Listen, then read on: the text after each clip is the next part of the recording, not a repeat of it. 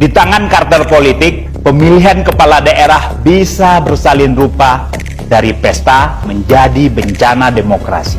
Joko Widodo di akhir kekuasaannya bersama sejumlah partai politik melakukan transaksi dan intimidasi guna menjegal Anies Baswedan maju dalam perebutan kursi gubernur Jakarta. Sempat berjanji tidak akan cawe-cawe pada Pilkada 2024, Jokowi dan Koalisi Indonesia Maju yang mendukung Prabowo Subianto berakrobat menjadikan Ridwan Kamil Gubernur Jakarta 2024-2029. Langkah awal yang mereka lakukan adalah membajak 3 partai politik yang bersiap mengusung Anies, yakni Partai Keadilan Sejahtera, Partai Nasdem, dan Partai Kebangkitan Bangsa. Tak hanya menawarkan kompensasi politik dan ekonomi, komplotan itu kabarnya menekan petinggi partai menggunakan kasus hukum. Tujuannya agar Ridwan Kamil melawan kotak kosong atau berhadapan dengan kandidat boneka sehingga bisa menang dengan mudah. Jokowi berambisi memenangkan Ridwan Kamil karena ingin anak bungsunya Kaesang Pangarep menjadi calon wakil gubernur. Anies menjadi batu sandungan karena dalam banyak sigi menang telak atas Ridwan. Menghadang Anies dengan menyiapkan kotak kosong atau kandidat abal-abal dari jalur independen merupakan cara terlicik untuk menang. Hasrat Jokowi mencarikan pekerjaan anak-anaknya bertemu dengan kepentingan Presiden terpilih Prabowo Subianto.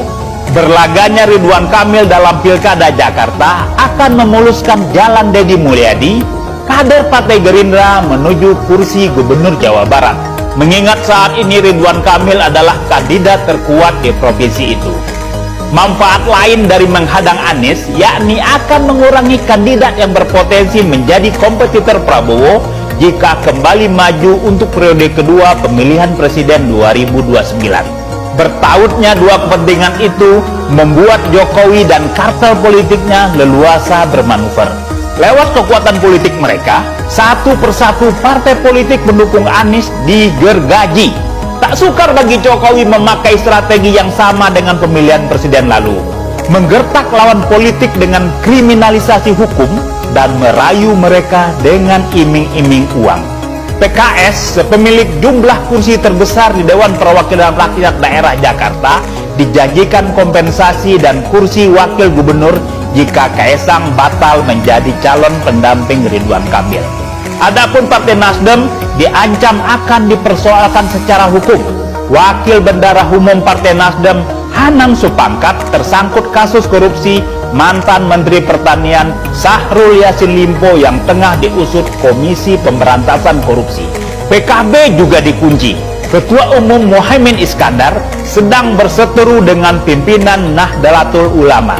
Kursi Ketua Umum bisa melayang jika PKB tidak bergabung dengan Koalisi Indonesia Maju atau KIM Plus, nama koalisi yang akan mengusung Ridwan Kamil. Dengan demikian, Anies hampir pasti ditinggalkan ketiga partai itu. Adapun Partai Demokrasi Indonesia Perjuangan, jikapun ingin mengusung Anies, tak bisa bergerak sendirian karena tak memiliki cukup kursi di DPRD Jakarta. Modus memborong partai dengan tujuan melahirkan calon tunggal untuk melawan kotak kosong terus meningkat dari pilkada ke pilkada. Tahun 2020, sebanyak 25 pasangan berkontestasi melawan kotak kosong dan menyapu kemenangan. Pada pilkada tahun ini jumlahnya meningkat.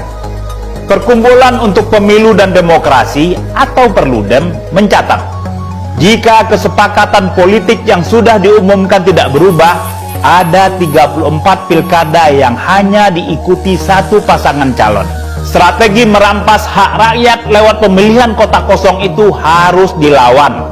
Pilkada abal-abal akan menghilangkan esensi pemilu sebagai cara demokratis menyemai dan memilih pemimpin.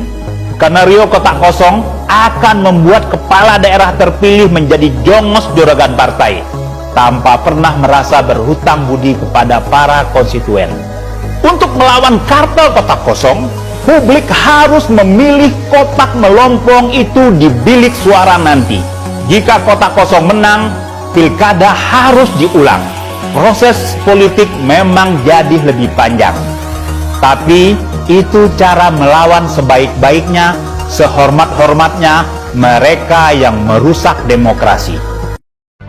Bagi PKI, yang namanya baik adalah apapun yang dapat mencapai tujuannya, yaitu mengkomuniskan Republik Indonesia. Yang namanya buruk adalah segala sesuatu yang merintangi dan menghalangi tujuannya. Itulah baik dan buruk bagi PKI, bukan moral dan juga bukan etika.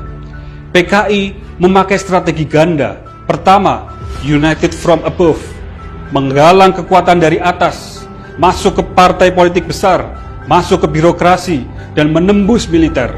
Kedua, United from Below, menggalang kekuatan dari bawah lewat organisasi mahasiswa seperti CGMI, organisasi tani, PTI, dan organisasi buruh, SOPSI. Hari ini, PKI mungkin saja akan atau barangkali telah menjelma kembali di negeri ini. Hati-hati, jangan sampai peristiwa berdarah 56 tahun yang lalu terulang kembali. Sebelah sini adalah ke arah Mauk, Kronjo, Serang, Tanjung Kait.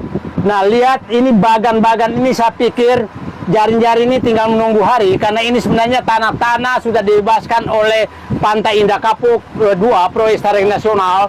Ini dari laut, ini sudah habis semua dibebaskan oleh mereka. Tadi informasinya dulu dibebaskan sekitar 35.000 per meter. Itu di sebelah sana kelihatan itu adalah apartemen Tokyo, atau apartemen Tokyo di sana. Itu adalah sudah pusat Pantai Indah Kapuk, proyek strategis Pantai Indah Kapuk 2. Jadi sebelah sana semua pinggir laut ini sekitar panjang 70 km itu menjadi target pembebasan lahan proyek strategis nasional, dan dengan menggusur rakyat sekitar 9 kecamatan sampai dengan Serang di sana, dan perkiraan saya itu ratusan ribu hektar tanah dibebaskan dengan harga yang sangat murah. Berkali-kali saya katakan, mereka membebaskan tanah dengan harga 35-50 ribu per meter, tapi dia menjual setelah dibangun itu 700 kali lipat harganya. Dan saya heran, semua rakyat terusir, dan masalahnya adalah hampir semua aparat, mulai dari pusat sampai tingkat kelurahan, sampai tingkat RW, sudah menjadi kaki tangan para pengembang untuk menggusur rakyatnya. Ini saya dari laut untuk melihat bagaimana mungkin ini pandangan kita terakhir terhadap rakyat yang masih bisa berlayar di sini, di laut-laut sini. Tapi mungkin beberapa saat lagi mereka tidak lagi bisa ada di sini karena sudah dikuasai oleh pengembang. Lihat ini dari laut kita melihat proyek nasional Pantai Indah Kapuk 2. Saya sengaja untuk memperlihatkan kepada rakyat Indonesia betapa penggusuran rakyat terjadi di sekitar ibu kota Jakarta dengan menggusur dengan harga yang sangat murah atas dukungan pemerintah dengan menjadikan pantai.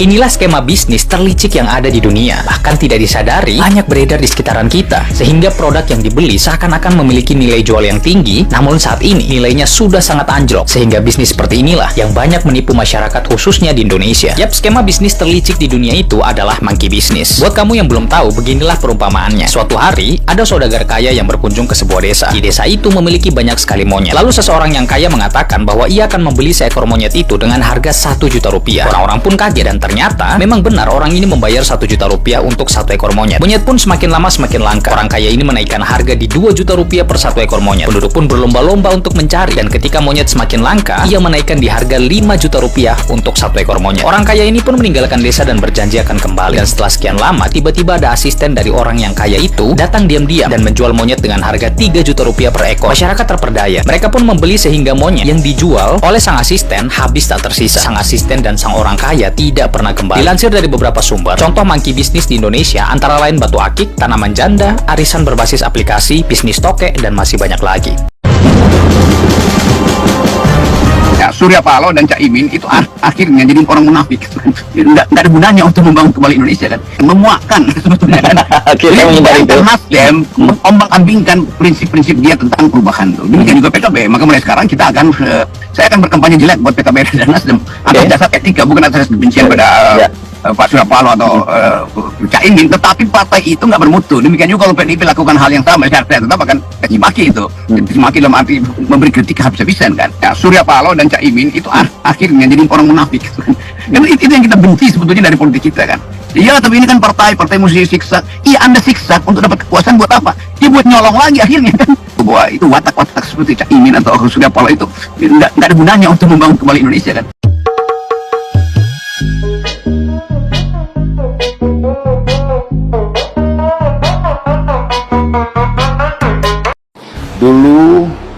Dulu ada yang datang kemudian minta menjadi wali kota, dapat rekomendasi, minta rekomendasi dikasih, minta lagi dapat rekomendasi dikasih lagi, lalu minta menjadi gubernur, minta rekomendasi dikasih lagi, lalu minta jadi calon presiden, minta rekomendasi dikasih lagi, kedua kali dikasih lagi, lalu ada lagi minta untuk anaknya dikasih lagi, lalu ada lagi minta untuk menantunya dikasih lagi. Banyak bang ya dikasihnya bang. Dikasihnya banyak benar. Nah, ketika kemudian ada permintaan 3 periode, kita tolak. Ini masalah konstitusi, ini masalah bangsa, ini masalah rakyat yang harus kita tidak bisa setujui. Kemudian ada pihak yang marah, ya terserah mereka. Yang jelas kita bertahan untuk menjaga konstitusi. Menjaga konstitusi adalah menjaga republik ini. Menjaga konstitusi adalah menjaga bangsa dan rakyat kita. Kalau kemudian ada yang marah karena kita menolak penambahan masa jabatan 3 periode atau perpanjangan, bukan karena apa-apa, itu urusan masing-masing, tapi memang untuk menjaga konstitusi. Dia apa? Melawan tukang kayu. Sebesar-besar pohon. Kalau melawan tukang kayu atau rumbang juga. Pohon beringin. Pohon jati, bisa gede banget tuh. Alot, tapi kalau udah ketemu tukang kayu, jadi perabot lu.